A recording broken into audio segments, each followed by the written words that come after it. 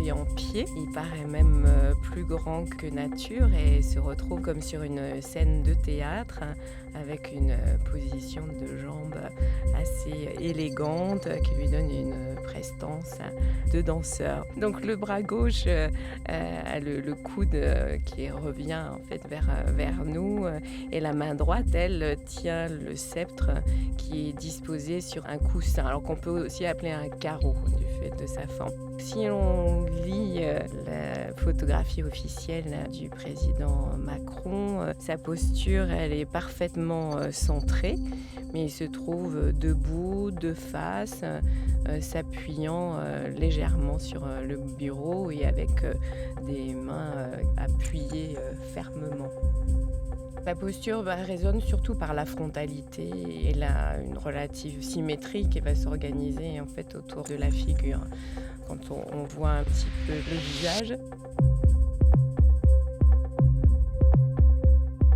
c'est dans les deux cas aussi un regard disposé vers le spectateur avec un léger sourire. Bon, pour Louis XIV, on a aussi la marque plus humaine de quelqu'un qui est un homme de 63 ans, mais il y a comme un contraste d'ailleurs entre ce visage un peu plus marqué par l'âge et l'élégance et notamment la finesse des jambes. Donc le visage avec le léger sourire mais le regard ferme du président va aussi ajouter à la sensation de ténacité ou de persévérance du caractère.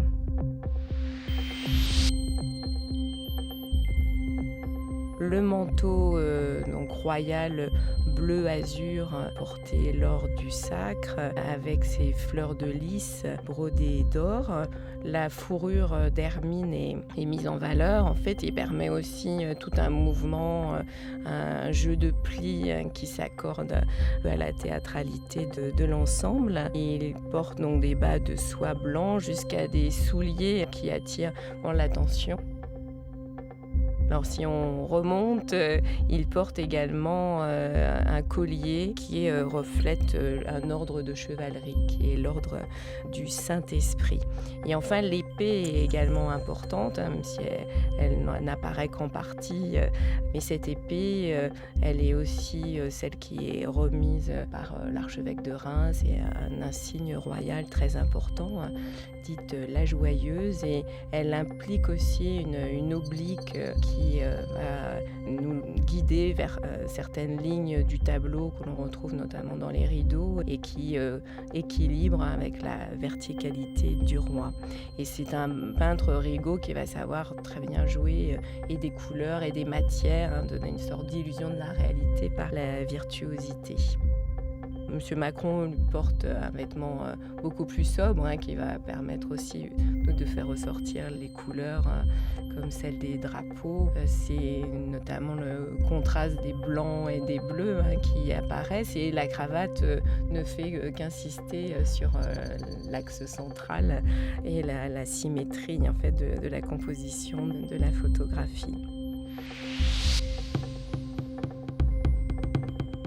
Si on regarde un peu les accessoires, en fait, tout est signe, comme par exemple le sceptre court qui est étrangement renversé, est un bâton de commandement, donc signe de la puissance royale, mais également sur le carreau est posée la main de justice qui va renforcer l'idée du pouvoir judiciaire, qui est également rappelée à l'arrière-plan par le bas-relief.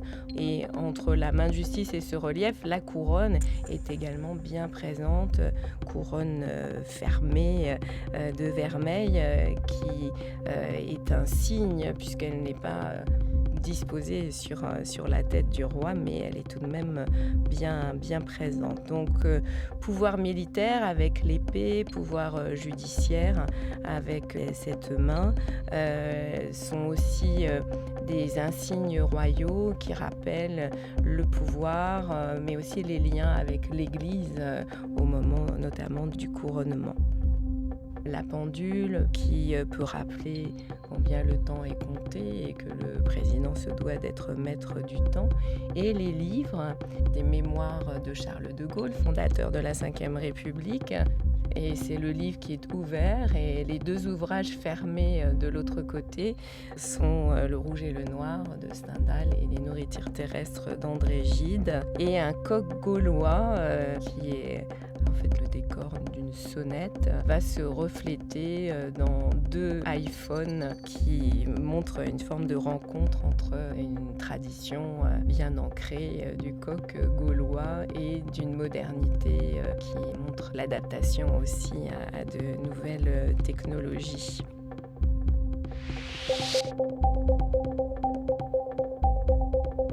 Le roi se retrouve devant un trône qui est lui-même tapissé de ces motifs bleus à fleurs de lys, sous un dais donc, qui ajoute à la théâtralité, qui peuvent donner la sensation qu'on a tout d'un coup soulevé un rideau et donc déployé la lumière que représente le roi soleil.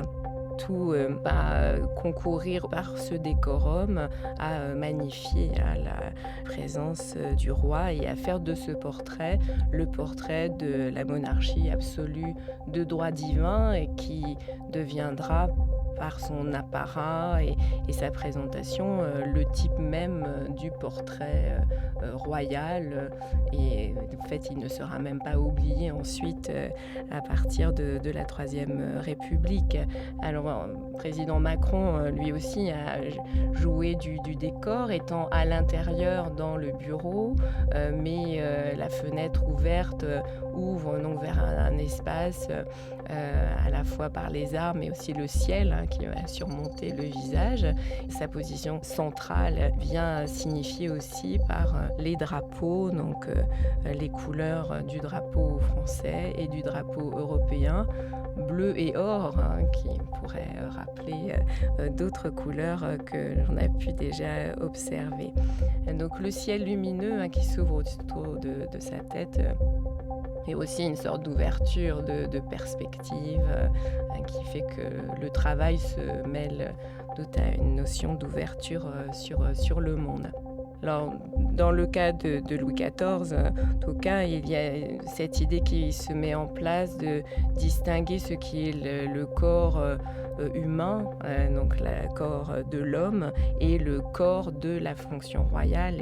Et donc, il devient surtout une incarnation de ce pouvoir. Et étant en représentation, ça veut dire qu'il est rendu à nouveau présent, et donc presque actuel.